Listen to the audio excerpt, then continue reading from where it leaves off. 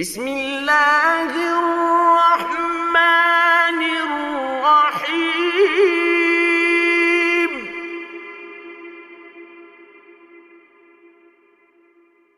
ألم تر كيف فعل ربك بأصحاب الفيل؟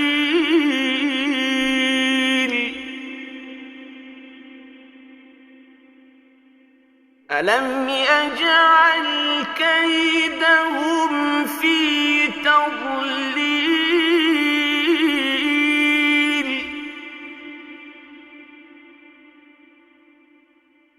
وأرسل عليهم طيرا أبابيل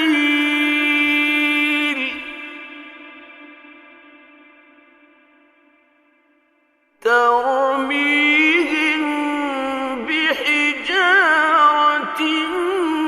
من سجيل